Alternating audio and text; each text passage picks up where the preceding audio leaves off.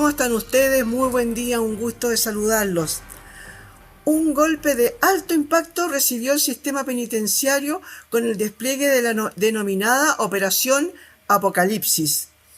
Un mega operativo nacional de la Fiscalía Metropolitana Occidente destapó una estructura criminal al interior de las cárceles del país, con funcionarios de gendarmería acusados de cohecho, tráfico de bienes prohibidos y lavado de activos. Hay 66 detenidos, de los cuales 44 son gendarmes. Apocalipsis en gendarmería. Vamos a conversar con Nicolás Otto. Él es abogado penalista, docente de la Facultad de Derecho de la Universidad del Desarrollo. ¿Cómo estás tú? Muy buen día, un gusto saludarte. Muy buen día, Miriam. Un gusto estar conversando contigo. Oye, ¿qué te parece esto de la denominada Operación Apocalipsis que encabezó la Fiscalía Metropolitana Occidente? Fue ejecutada por la PDI y puso al descubierto una compleja red de corrupción al interior de las cárceles del país. Yo creo que algo que nosotros, todos los ciudadanos comunes y corrientes, sospechábamos, pero no teníamos certezas, ¿no? Y hoy día aparecieron varias certezas bien especiales. Claro, es como una suerte de secreto a voces lo que ocurrió el día de hoy. Esto es una investigación que de todas maneras es de larga data. Han sido varios meses de investigación. Como son muchos los involucrados, generalmente son investigaciones muy complejas. Y la verdad es que, como te decía Miriam, es una suerte de secreto a voces. Todos sabemos que hay numerosas estafas telefónicas que se ejecutan desde las cárceles. En los recintos penitenciarios también operan bandas de crimen organizado y otras que no son crimen organizado propiamente tal, pero que tienen una cierta estructura y operativa al interior de las cárceles. No es ningún misterio para nadie, digamos. Pero sí, esta investigación y este operativo cobra gran relevancia porque pone al descubierto justamente algo que en principio pareciera ser algo un poco más institucionalizado, lamentablemente. Por cierto que son varios miles de funcionarios de gendarmería y solamente hay hasta el momento 44 detenidos. Pueden haber muchos más involucrados a medida que vaya avanzando la investigación. Y por cierto que no hay que meterlo a todo en un mismo saco, sin perjuicio de ello, es evidentemente muy grave que tantos funcionarios hayan caído producto de esta investigación. Oye, y no solamente caídos, sino que además lucraron por mucho rato, ¿no es cierto? Como bien dices tú, es una organización que venía operando ya hace harto tiempo y la fiscalía también los venía estudiando hace harto rato. Tengo entendido que hay escuchas telefónicas, que hay algunas incluso personas que delataron, digamos, a algunos de sus compañeros.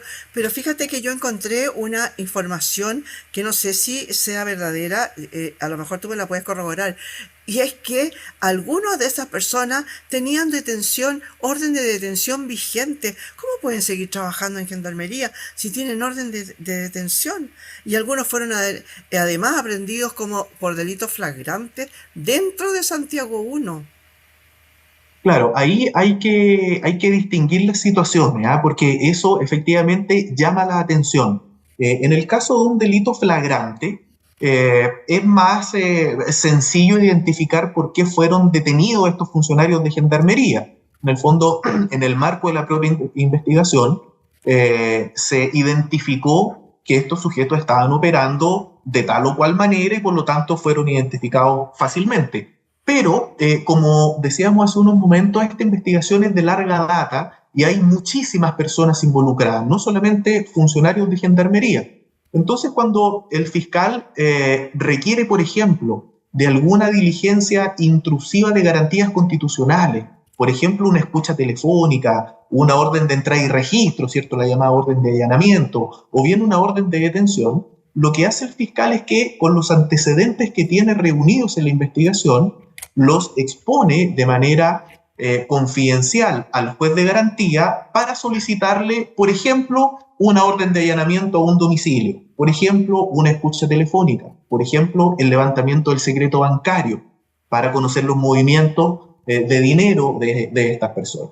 Y cuando existen antecedentes suficientes para que el fiscal tome la decisión en un momento determinado de llevar a cabo y de ejecutar directamente el procedimiento de detenciones, de allanamientos, lo que hace es pedirle al juez de garantía que despache una orden de detención en contra de una serie de personas. Entonces, probablemente estas órdenes de detención se despacharon hace unas cuantas horas o hace unos cuantos días, y en coordinación entre el Ministerio Público y la Policía de Investigaciones se ejecuta este procedimiento policial en un momento, en un día y una hora determinadas, y llegan directamente al lugar en donde se encuentran estas personas, funcionarios de Gendarmería y civiles, y se les toma detenido de inmediato. ¿Por qué? Porque si no hay un delito flagrante, una persona solamente puede ser detenida en virtud de una orden de un tribunal. Por eso es que estos funcionarios tenían órdenes de detención vigentes y seguían trabajando. Claro, porque no se habían ejecutado previamente. Si es que empiezan a tomar detenido de a uno o de a dos a los funcionarios, no sirve de nada el procedimiento de la investigación, porque se van a pasar el dato y finalmente, en vez de lograr decenas de detenciones, van a lograr solo unas pocas. Claro, porque se pasan obviamente el dato entre ellos. Ahora, de los que tú mencionaste recién, las tres en este caso funcionaron, ¿no? El tema de la orden de detención, el tema de los delitos flagrantes, también hablaste de el tema del secreto, el levantamiento del secreto bancario, etcétera. Estas tres cosas fueron dichas por el tribunal, ¿no? Fueron hechas por el tribunal para poder llevar a cabo este allanamiento que fue masivo, ¿no? Ahora, cuéntame, pasemos un poco a los por qué, porque ya más o menos sabemos qué es lo que pasó, más o menos, porque tú dices, bueno, estamos en proceso, quizás cuántos más van a aparecer. En este caso, Gendarmería se hace, no sé si cómplice, pero de alguna manera mantiene el secreto para poder o no, o tampoco les avisaron, por ejemplo, al jefe de Gendarmería, que hoy día decía que él no era culpable de que esto estuviera sucediendo dentro de su institución.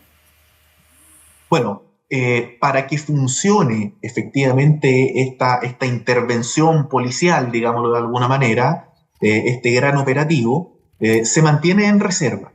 Y por lo tanto, muy probablemente ninguna jefatura o autoridad de Gendarmería se le informó. Eso es de toda lógica. Porque eventualmente estaba involucrado, no estoy diciendo que así sea, pero podría serlo y sería ponerlo sobre aviso. O a lo mejor, sin estar involucrado, a lo mejor conocía a alguien, se escuchó, se corrió el rumor y llegó a oídos de personas que efectivamente pertenecían a esta eventual organización, y se iba a echar por tierra todo el operativo. Entonces no es casualidad de que no se haya informado previamente a las autoridades. Ahora bien, respecto a la participación en el delito o en los numerosos delitos que se van a formalizar, no necesariamente la autoridad o el superior jerárquico de estos funcionarios de Gendarmería tiene responsabilidad en los delitos, pero eventualmente podría tener algún otro tipo de responsabilidad de carácter administrativo, ¿no?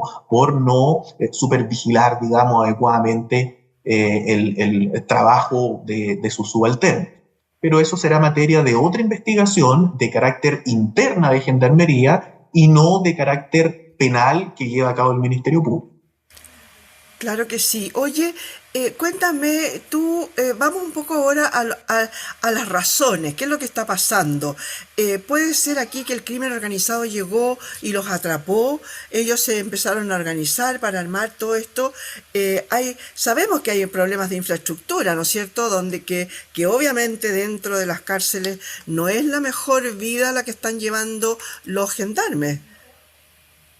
Efectivamente, las condiciones laborales de Gendarmería son bastante precarias, y sumado también a que probablemente las remuneraciones tampoco sean muy adecuadas para el nivel de responsabilidad y el riesgo para la integridad física, digamos, que tienen los funcionarios. especialmente los funcionarios no que cumplen labores administrativas, sino que están, por decirlo en buen chileno, donde las papas queman, ¿no? Custodiando efectivamente a los reclusos. Entonces, en ese orden de ideas, cuando hay una organización criminal que opera tanto dentro como fuera de las cárceles, que tienen un contacto relativamente directo o cercano con los funcionarios de gendarmería, porque los ven todos los días, porque los están cuidando, es fácil que se generen ciertas condiciones ambientales que permitan que el crimen organizado penetre en las estructuras del Estado, ofreciendo sobornos, dádivas indebidas, por cierto, para efectos de que este funcionario cumpla alguna especie de favor o algún acto propio de su función. Entonces, si alguien quiere que le entreguen un teléfono celular, bueno, eso está prohibido, pero se le paga una suma relativamente importante de dinero a un gendarme y probablemente no solo a uno, sino que a varios, porque están en coordinación y por lo tanto, si uno sabe y el otro no es beneficiado, digamos, de este soborno, probablemente va a hablar o va a querer cobrar también lo suyo y así se va ampliando la red de corrupción. Entonces, efectivamente es fácil que la criminalidad, y hoy en día más que nunca la criminalidad organizada, penetre en estas estructuras. Es fácilmente permeable. Porque también el incentivo, lo voy a decir en estos términos, económico para un funcionario de gendarmería, eh, eh, lo lleva a actuar probablemente aceptando esas condiciones. Y no solamente por un incentivo, entre comillas, económico.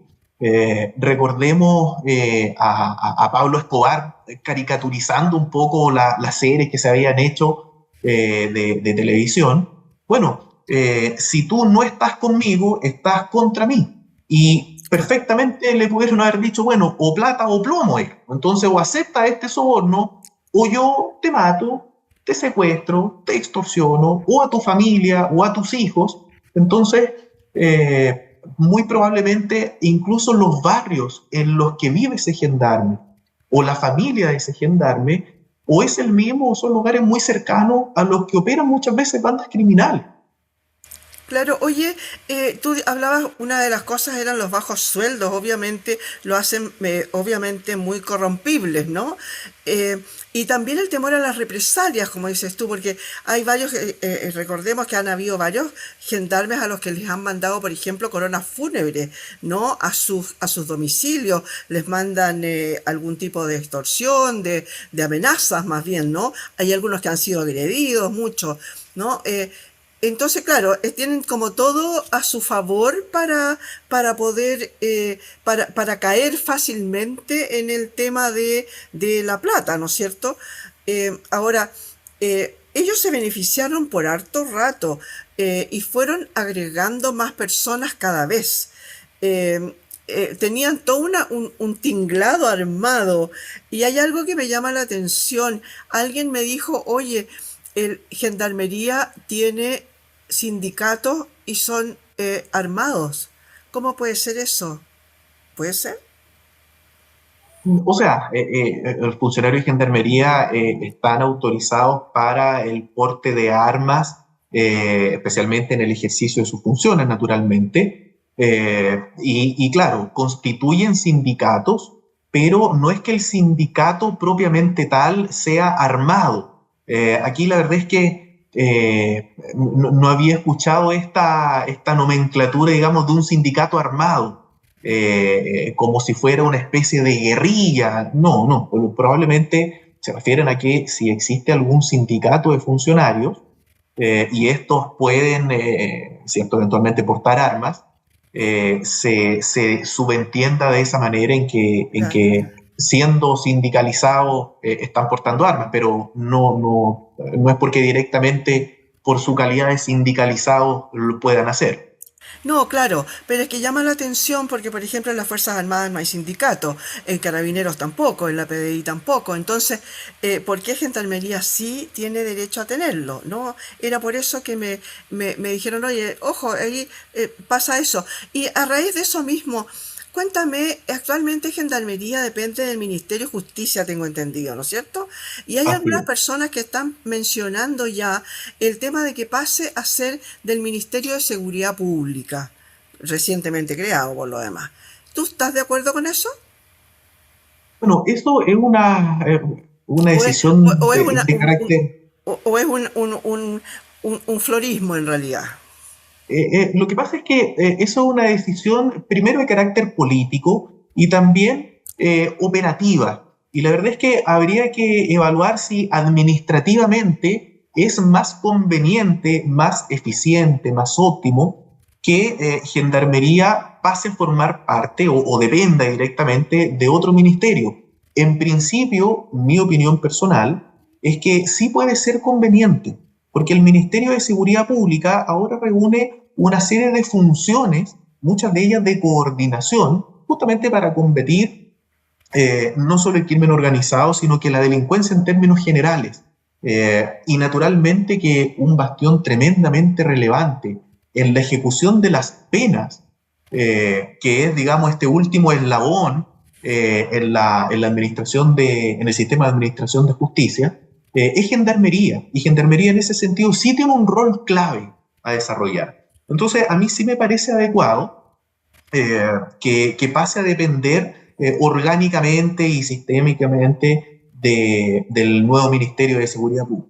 En ese sentido, sí, sí estoy de acuerdo. Oye, tú hablaste ahí del tema de las herramientas, del tema de lo que hacen ellos. Eh, ¿Tú crees que hay poca colaboración desde el punto de vista de la ley, en el sentido de darles mayores o menores atribuciones? No lo sé, pero distintas de las que existen hoy, porque de hecho lo que está hoy no está funcionando. Claro, lo que pasa es que hay que distinguir situaciones, casos concretos.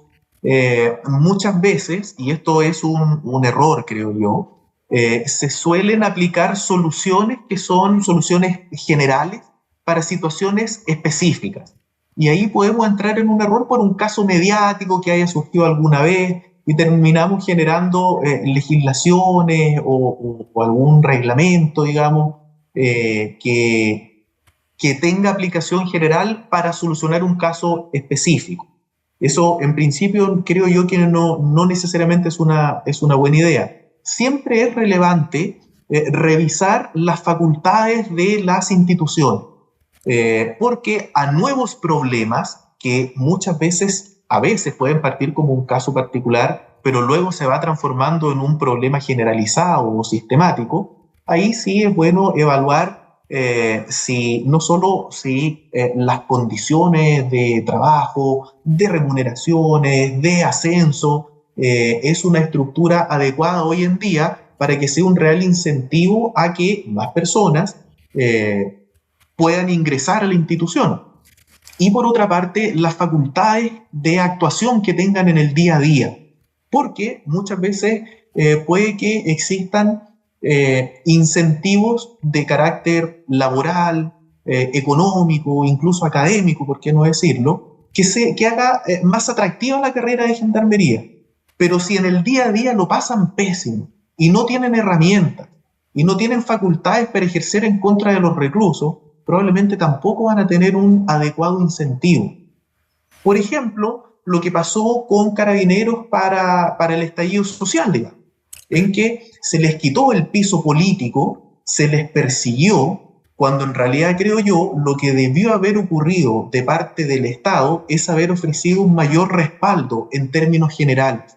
Por supuesto que investigar y sancionar a quienes cometan delitos, pero eh, justamente esa falta de respaldo y esa persecución, lo voy a decir en estos términos, que excedía de la mera noticia, de la mera prensa, sino que se traducía muy concretamente en numerosísimas investigaciones, sumario interno, investigaciones me refiero del Ministerio Público Ujú. en contra de Carabineros, resta interés porque finalmente el riesgo es muy alto. Claro. Entonces, claro, puede que a lo mejor la remuneración de un carabinero, considerando distintos bonos, etcétera, pueda ser atractiva.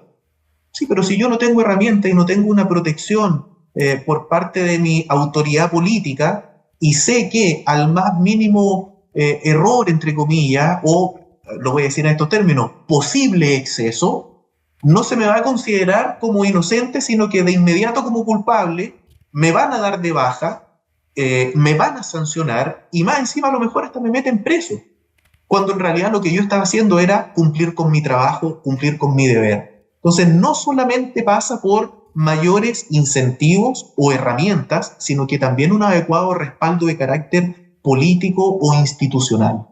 Perfecto. Y en ese caso, según tú lo que estás hablando recién, ¿sería de alguna manera urgente hacer una reestructuración de gendarmería? Porque siempre vemos en las noticias, de repente vemos cosas casi irrisorias, como los famosos asados con whisky, o estas cárceles especiales donde tienen hasta jacuzzi, tienen de todo, hacen incluso transmisiones live por la tele, por los TikTok, etcétera. Sería necesario reestructurar gendarmería y darle a lo mejor más importancia a algo que tú dijiste ahí a la pasada, y es a la preparación que tienen ellos en la escuela. Eh, por esto de que necesitamos más gente, ¿se está sacando gente como a olla a presión? Yo no diría que en el caso de gendarmería hayan demasiados postulantes y demasiados egresados, ¿no? Probablemente el problema es más bien al revés, En ¿no? contra. Falta personal suficiente y faltan recursos suficientes para dar abasto con la cantidad de recintos penitenciarios y con la cantidad de reclusos también que existen. La sobrepoblación penal no es reciente, digamos. Entonces, respecto a una reestructuración, yo te diría que sí es necesaria, porque ya estamos viendo, y desde hace tiempo, que no voy a decir que la institución está haciendo aguas, pero sí hay muchas señales muy potentes de problemas institucionalizados al interior de Gendarmería. Por ejemplo, y esto no va solamente con una adecuada formación, insisto en el tema de los incentivos. Las personas funcionamos, digamos, y actuamos a través de incentivos. Entonces, si es que yo no tengo claridad de cuáles son mis atribuciones y hasta dónde puedo llegar en el ejercicio legítimo de mi cargo, yo no voy a tener el incentivo de actuar correctamente. Porque puedo decir, bueno, a lo mejor me estoy excediendo, me voy a meter en un problema. Claro. A lo mejor estoy actuando de menos y me voy a meter en otro problema. La formación es, por cierto, relevante. El respaldo que yo voy a tener de mis superiores, insisto en eso, me parece central. Eh, los incentivos económicos o de crecimiento, digamos, o facilidades que se le puede dar a un gendarme para, por ejemplo, cumplir otro tipo de funciones dentro de la misma institución o una distinta formación académica. En fin, esos son distintos incentivos que hacen que las personas quieran cuidar su trabajo, quieran permanecer vinculados a una institución, en este caso una institución pública jerarquizada, para seguir dando lo mejor de sí. Me interesa mi pega, la quiero cuidar, me proyecto acá y por lo tanto quiero hacer las cosas bien. Y eso es un tema muchas veces, insisto, de incentivo. Claro que sí, eso del proyectarse en un trabajo es fundamental, porque nadie quiere estar ahí, entrar ahí, seguir ahí y morir ahí, no, sin avanzar. Obviamente. Para ir terminando, cuéntame, en este caso, las, las, ah, ¿cómo funciona el tema de la poca o nula fiscalización que puede haber? Porque siempre, cada dos por tres, vemos que los allanan y se encuentran celulares, estoques, cuchillos, etcétera. Pero nunca hemos sabido que se esté Gendarmería estudiando a sí misma. ¿O no puede ser eso? ¿Tiene que ser una institución de afuera? No, ahí son ambas cosas, ¿no? Ya. Por cierto que siempre es importante algún ojo externo que pueda estar supervisando aquellos actos de la administración. Pero también los controles internos son tremendamente relevantes. Y aquí voy a hacer el símil con el mundo de la empresa, ¿no? Tenemos una ley de responsabilidad penal de la empresa. Entonces, la persona jurídica es penalmente responsable por delitos que se puedan cometer al interior de la organización. Y la ley exige que exista un modelo de prevención del delito, con una matriz que estipula una serie de delitos o situaciones delictuales que se pueden cometer al interior y una serie de controles internos que se deben cumplir también y que deben ser conocidos por todos los miembros de esa empresa, de esa organización, para que entre todos se genere una cultura del cumplimiento. Perfecto. Bueno, lo mismo debería ser exigible en una institución pública. Con mayor razón debería ser exigible en una institución pública. Entonces ahí, auditorías internas y externas, supervigilancia, mayores responsabilidades o atribuciones fiscalizadoras internas de los superiores, y controles de otra naturaleza. Por ejemplo, aprovechar las herramientas que ofrece la tecnología, por ejemplo, para supervisar y fiscalizar la propia labor del día a día de los funcionarios. Muchas gracias, Nicolás, por haber estado hoy día con nosotros. Gracias a ti, Miriam. Encantado de conversar contigo nuevamente. Muchas gracias le damos a Nicolás Otto. Oye, nos dio una lección sobre un montón de cosas que no sabíamos y que nos hace entender de mejor manera este tema que está pasando con el apocalipsis en Gendarmería, ¿no? Que está recién empezando. Como decía él, a lo mejor quizás cuántos más van a caer, cómo va a seguir esta red de corrupción que a lo mejor nosotros siempre decíamos, no, si en Chile no pasan esas cosas. Sí pasaban, pero bueno, desgraciadamente pasaban. Conversamos con Nicolás Otto, abogado penalista, docente de la Facultad de Derecho de la Universidad del Desarrollo, hoy día en este punto de encuentro. Muchas gracias por haber estado con nosotros.